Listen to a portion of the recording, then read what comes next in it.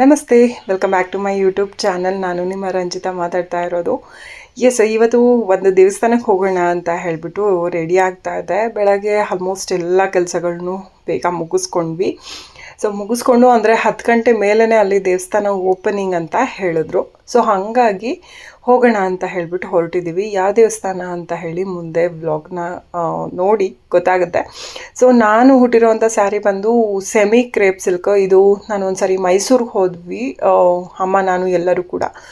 ಆವಾಗ ಈ ಕಲರ್ ನನಗೆ ತುಂಬ ತುಂಬಾ ಇಷ್ಟ ಆಯಿತು. ಬ್ಲೂ, ಒಂಥರ ಡಾರ್ಕ್ ಬ್ಲೂ ನನಗೆ ತುಂಬಾ ಚೆನ್ನಾಗೂ ಕೂಡ ಕಾಣುತ್ತೆ. ಈ ಥರದ್ದು ಒಂದು 2-3 ಸ್ಯಾರಿಗಳಿದೆ ನನ್ನ ಹತ್ರ, ಇದೇ ಕಲರ್ ಸ್ಯಾರೀಸು. ಬೇರೆ ಬೇರೆ ಅಂದರೆ ಕಾಟನ್ನು ಮತ್ತು ಇನ್ನೊಂದು ಸೆಮಿ ಕಾಟನ್ ಅಂತ ಅನಿಸುತ್ತೆ. ಆ ಥರ ಒಂದು ಇತ್ತು, ಕ್ರೇಪಲ್ಲಿ ಇರಲಿಲ್ಲ. ಅದಕ್ಕೆ ತಗೊಳ್ಳೋಣ ಅಂತ ಹೇಳಿಬಿಟ್ಟು ತೊಗೊಂಡಿದ್ದೆ. ಅದನ್ನು ಬ್ಲೌಸ್ ವರ್ಕೆಲ್ಲ ಆವಾಗ ಮಾಡಿ ತೋರಿಸಿದೆ ನಿಮಗೆ. ಅದೆಲ್ಲ ಸ್ಟಿಚ್ ಮಾಡಿ ಇಟ್ಕೊಂಡಿದ್ದೆ, ಎಲ್ಲೂ ಕೂಡ ವೇರ್ ಮಾಡಿರಲಿಲ್ಲ. ಬಟ್ ಬ್ಲೌಸು ಸ್ಟಿಚ್ ಮಾಡ್ಕೊಂಡಿರಲಿಲ್ಲ ಅಂತ ಹೇಳಿಬಿಟ್ಟು ಬೇರೆ ಯಾವುದೋ ಕಾಂಟ್ರಾಸ್ಟಲ್ಲಿ ಹಾಕ್ಕೊಂಡು ಒಂದು ಏಕಾದಶಿ ಅಂತ ಅನಿಸುತ್ತೆ.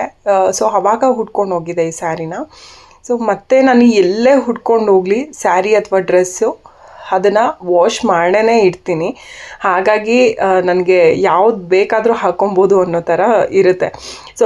ಏನಾಗ್ಬಿಡುತ್ತೆ ಅಂತಂದರೆ, ಈಗ ಒನ್ ಟೈಮ್ ಅಲ್ವಾ ಹಾಕ್ಕೊಂಡ್ಬಿಟ್ಟು ಬಂದಿದ್ದೀವಲ್ಲ ಅಂತ ಹೇಳ್ಬಿಟ್ಟು ಸುಮ್ಮನೆ ಆಗ್ತೀವಿ. ಬಟ್ ಹಾಗಲ್ಲ, ಹೋಗಿ ಬಂದ ತಕ್ಷಣ ಅದನ್ನು ಸ್ವಲ್ಪ ನೀರಿಗೆ ಹೆಜ್ಜಿಬಿಟ್ಟು ಹಾಕಿ ಇಟ್ಬಿಟ್ರೆ, ಒಣಗಿಸ್ಬಿಟ್ಟು ನಾವು ಯಾವಾಗ ಬೇಕಾದರೂ ದೇವಸ್ಥಾನಗಳಿಗೆ ಆಗ ಕನ್ಫ್ಯೂಷನ್ ಆಗೋಲ್ಲ.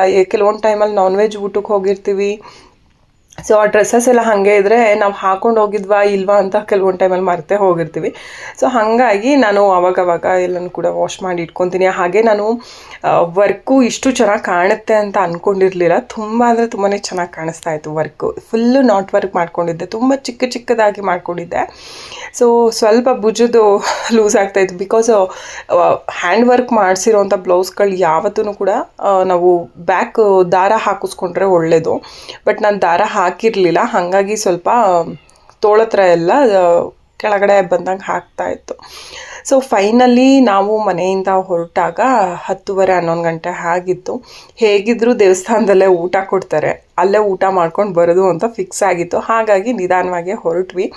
ಇನ್ನು 10 ಗಂಟೆ ಮೇಲೇ ಇವತ್ತು ಭಾನುವಾರ ಅಮಾವಾಸ್ಯೆನೂ ಕೂಡ ಇತ್ತು. ನಾವು ಎಷ್ಟೋ ತಿಂಗಳುಗಳಿಂದ ಈ ದೇವಸ್ಥಾನಕ್ಕೆ ಹೋಗಬೇಕು ಅಂತ ಅನ್ಕೊತಾ ಇದ್ವಿ.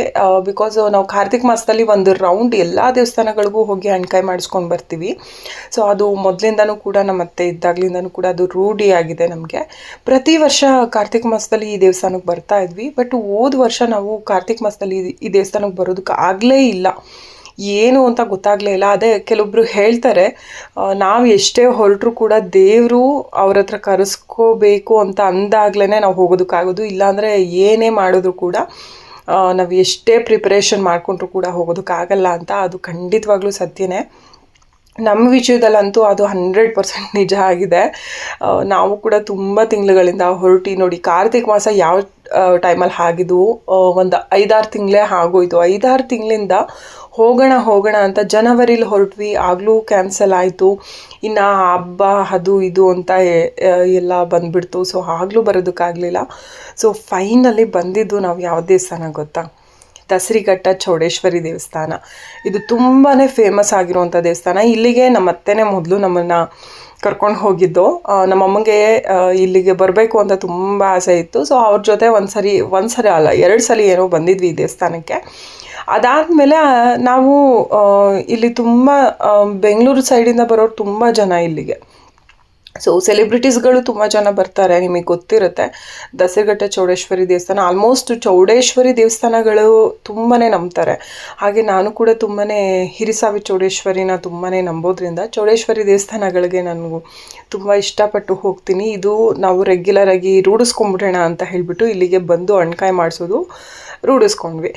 ಅಲ್ಲಿ ಪೂಜೆ ಮುಗಿಸ್ಕೊಂಡ್ವಿ. ತುಂಬ ರಶ್ ಇತ್ತು, ಅಮಾವಾಸ್ಯೆ ಆಗಿದ್ದರಿಂದ ತುಂಬ ಜನ ಬರೀ ಬೆಂಗಳೂರು ಕಡೆಯಿಂದನೇ ಬರ್ತಿದ್ರು. ಅಲ್ಲಿ ಕೆಲವೊಬ್ರು ಕೂಡ ಪರಿಚಯ ಮಾಡ್ಕೊತಿದ್ವಿ, ಯಾವ ಊರಿಂದ ಬಂದಿದ್ದೀರಾ ಏನು ಎತ್ತ ಅಂತ. ಅಲ್ಲಿ ಬೆಂಗಳೂರು ಕಡೆಯಿಂದ ಬಂದಿರೋರೆ ಆಲ್ಮೋಸ್ಟ್ ಜಾಸ್ತಿ ಜನ ಇದ್ದರು. ಇನ್ನು ಅಲ್ಲಿ ಊಟನೂ ಕೂಡ ರೆಡಿ ಇತ್ತು.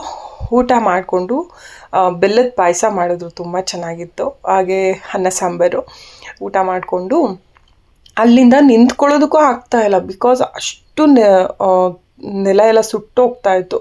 ಸೊ ಹಾಗಾಗಿ ಜಾಸ್ತಿ ಹೊತ್ತು ನಿಲ್ಲೋದಕ್ಕಾಗಲ್ಲ ಇಲ್ಲೆಲ್ಲ ಅಂತ ಹೇಳಿಬಿಟ್ಟು ಅಲ್ಲಿ ದೇವಸ್ಥಾನದ ಹತ್ರ ಒಂದು 10 ನಿಮಿಷ ಕೂತ್ಬಿಟ್ಟು ಸೊ ಇವಾಗ ಮನೆ ಕಡೆ ಹೊರಡ್ತಾ ಇದ್ವಿ. ಏನು ಗೊತ್ತಾ, ತುಂಬ ದಿನದಿಂದ ನಾವು ಯಾವ ದೇವಸ್ಥಾನಕ್ಕೂ ಹೋಗಿರಲಿಲ್ಲ. ಹಾಗೆ ನಂದು ಲಾಸ್ಟ್ ಟೈಮಲ್ಲಿ ನಮ್ಮದು ಮನೆ ದೇವ್ರದ್ದು ಪೂಜೆ ಇದ್ದಾಗ ಆಗಲೂ ಕೂಡ ಅಷ್ಟೇ ಏನು ನಾನು ಪೀರಿಯಡ್ ಮಂತ್ಲಿ ಡೇಟ್ ಆಗಿದ್ದೆ. ಸೊ ಆಗಲೂ ಹೋಗೋದಕ್ಕಾಗಿರಲಿಲ್ಲ. ದೇವಸ್ಥಾನಕ್ಕೆ ಹೋಗದೇ ಇದ್ದರೆ ಏನೋ ಒಂಥರ ನೆಗೆಟಿವ್ ಫೀಲಿಂಗ್ ಜಾಸ್ತಿ ಇರುತ್ತೆ. ಬಟ್ ಈ ದೇವಸ್ಥಾನಕ್ಕೆ ಬಂದ ಮೇಲಂತೂ ನಮಗೆಷ್ಟು ಮನಸ್ಸಿಗೆ ಸಮಾಧಾನ ಸಿಕ್ತು ಅಂತ ಅಂದರೆ ಸೊ ಅಷ್ಟು ಸಮಾಧಾನ ಸಿಕ್ತು. ಒಂಥರ ಖುಷಿನೂ ಕೂಡ ಆಯಿತು. ಅಲ್ಲಿಂದ ತುಂಬ ಧಾವಾಗ್ತಾಯಿತ್ತು. ಅಲ್ಲೆಲ್ಲೂ ಕೂಡ ನೀರು ಕುಡಿಲಿಲ್ಲ. ಹಾಗಾಗಿ ಕಬ್ನಲ್ಲಿ ಕುಟ್ಕೊಂಡು ಮನೆಗೆ ಬಂದು ಒಂದು ಅರ್ಧ ಗಂಟೆ ಮಲ್ಕೊಂಡಿದ್ದೆ ಅಷ್ಟೇ.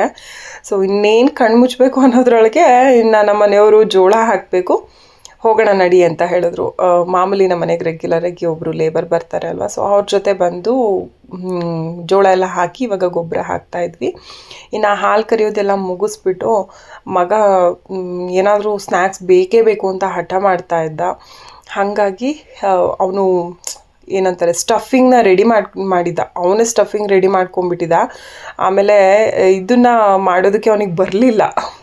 ಅದನ್ನೆಲ್ಲ ರೋಲ್ ಮಾಡಬೇಕಲ್ವ, ಸೊ ಅದು ಮಾಡೋದಕ್ಕೆ ಬರಲಿಲ್ಲ, ಹೊತ್ತೋದಕ್ಕೆಲ್ಲ ಬರಲ್ಲ. ಅಮ್ಮ ಬಂದು ಮಾಡಿಕೊಡಮ್ಮ ಅಂತ ಹೇಳ್ದ. ಅದಕ್ಕೆ ಓಕೆ ಮಾಡ್ತೀನಿ ಬಿಡು. ನನಗೂ ಹೊಟ್ಟೆ ಹಸಿವಾಗ್ತಾ ಇತ್ತು. ಮಧ್ಯಾಹ್ನ ದೇವಸ್ಥಾನದಲ್ಲಿ ಊಟ ಮಾಡಿದೆ ಲಾಸ್ಟು. ಇನ್ನು ಕಾಫಿ ಟೀ ಕುಡ್ಕೊಂಡು ಹಾಗೆ ಇದ್ವಿ. ಹೊಟ್ಟೆ ಹಸಿತಿತ್ತು ಅಂತ ಹೇಳಿ ನಾನು ಅವನ ಜೊತೆಗೆ ಓಕೆ ನಾನು ಮಾಡಿಕೊಡ್ತೀನಿ ಅಂತ ಹೇಳಿ, ಬಟ್ ಸ್ಟಫಿಂಗ್ ಏನು ಮಾಡಿಬಿಟ್ಟಿದ್ದ ಅಂದರೆ ನಾನು ಟೇಸ್ಟ್ ನೋಡಲಿಲ್ಲ, ಸ್ವಲ್ಪ ಸಪ್ಪೆ ಮಾಡಿಬಿಟ್ಟಿದ್ದ. ಅವನಿಗೆ ಗೊತ್ತಾಗಲ್ಲ. ಸೊ ಅವನೇ ಮಾಡ್ತಾನೆ, ಪರವಾಗಿಲ್ಲ. ಲಾಸ್ಟ್ ಟೈಮಲ್ಲಿ ಒಂದ್ಸಲಿ ಮಾಡಿದ್ದ, ತುಂಬ ಚೆನ್ನಾಗಿ ಮಾಡಿದ್ದ. ಸೊ ಈ ಸರಿ ಸ್ವಲ್ಪ ಸಪ್ಪೆ ಸಪ್ಪೆ ಥರ ಇತ್ತು. ಆಮೇಲೆ ಈ ಥರ ಒಂದು ಚಿಕ್ಕ ಪುಟಾಣಿಗೆ ಏನಂತಾರೆ ಸಮೋಸನ ಮಾಡ್ತಾಯಿದ್ದೆ. ತುಂಬ ಚೆನ್ನಾಗಿತ್ತು, ಟೇಸ್ಟಿಯಾಗಿ. ಹಾಗೆ ಚಿಕ್ಕ ಚಿಕ್ಕದಾಗಿ ಮಾಡಿದ್ರೂ ಜಾಸ್ತಿ ಆಗುತ್ತೆ. ಆವಾಗ ಏನೋ ಜಾಸ್ತಿ ತಿಂದ್ವಿ ಅನ್ನೋ ಥರ ಫೀಲಿಂಗ್ ಕೊಡುತ್ತೆ. ದಪ್ಪದು ಒಂದು ಮಾಡ್ಕೊಳ್ಳೋದಕ್ಕಿಂತ ಪುಟಾಣಿದು ಜಾಸ್ತಿ ಮಾಡೋಣ ಅಂತ ಹೇಳ್ಬಿಟ್ಟು ಪುಟಾಣಿಗೆ ಮಾಡಿಕೊಂಡೆ. ಚೆನ್ನಾಗಿತ್ತು. ಅದೇ ಸ್ವಲ್ಪ ಕ್ರಿಸ್ಪಿ ಇರಲಿಲ್ಲ. ಇದಕ್ಕೆ ಸ್ವಲ್ಪ ಮೈದಾ ಹಾಕ್ಬಿಟ್ಟಿದ್ದ. ನಾನು ಗೋಧಿ ಹಿಟ್ಟಲ್ಲೇ ಮಾಡ್ಬೋದಿತ್ತು. ಸೊ ಅವನು ಆಲ್ರೆಡಿ ಒಂಥರ ತೆಳ್ಳಗೆ ಮಾಡಿಬಿಟ್ಟಿದ್ದ. ಪಾಪ ಅವನಿಗೆ ಗೊತ್ತಿಲ್ಲ ಹೆಂಗೆ ಕಲಿಸೋದು ಅಂತ ಎಲ್ಲ ಹೇಳಿಬಿಟ್ಟು ನಾನು ಹಾಲು ಕರೆದು ಪಾತ್ರೆನೆಲ್ಲ ವಾಶ್ ಮಾಡಿ ಮತ್ತೆ ಸಾಯಂಕಾಲ ದೀಪ ಹಚ್ಚಿ ಎಲ್ಲ ಮಾಡೋದ್ರೊಳಗೆ ಅವನು ಇಷ್ಟು ಮಾಡಾಕಿದ್ದ. ಇನ್ನು ಮತ್ತೆ ಬಂದು ನಾನು ಸ್ವಲ್ಪ ಪೌಡರ್ನೆಲ್ಲ ಹಾಕಿ ಸ್ವಲ್ಪ ಗಟ್ಟಿಯಾಗಿ ಮಿದ್ದು ಆಮೇಲೆ ಈ ರೀತಿ ನಾನೇ ಮಾಡಿಕೊಟ್ಟೆ. ತುಂಬ ಚೆನ್ನಾಗಿತ್ತು. ಸೊ ಇವತ್ತಿನ ಒಂದು ದಿನದ ವ್ಲಾಗ್ ಇಷ್ಟ ಆಗಿತ್ತು. ಒಂದು ಸ್ವಲ್ಪನೂ ಬೆಳಗ್ಗೆಯಿಂದ ಟೈಮ್ ಸಿಗಲೇ ಇಲ್ಲ ನನಗೆ ರೆಸ್ಟ್ ಮಾಡೋದಕ್ಕೆ. ಜೋಳ ಹಾಕ್ಬಿಟ್ಟು ಬರೋದು ಅಷ್ಟು ಸುಲಭ ಅಲ್ಲ, ತುಂಬಾ ಕೆಲಸ ಇರುತ್ತೆ ಜೋಳದ್ದು. ಸೊ ಅದೆಲ್ಲ ಮುಗಿಸಿ ಆರಾಮಾಗಿ ಟಿ ವಿನಲ್ಲಿ ಮೊಬೈಲ್ ಕನೆಕ್ಟ್ ಮಾಡಿಕೊಂಡು ಒಂದು ಫಿಲಮ್ ಅಂತೂ ಡೈಲಿ ಈವ್ನಿಂಗ್ ನೋಡ್ತೀವಿ. ಸೊ ಅದೇ ರೀತಿ ನೋಡ್ತಾ ಹಾಗೆ ಸಮೋಸ ತಿಂತಾಯಿದ್ವಿ. ಸೊ ಇವತ್ತಿನ ಒಂದು ವ್ಲಾಗ್ ನಿಮ್ಗೆ ಇಷ್ಟ ಆಗಿದ್ರೆ ಲೈಕ್, ಶೇರ್, ಕಮೆಂಟ್ ಮಾಡಿ. ಮುಂದಿನ ವ್ಲಾಗ್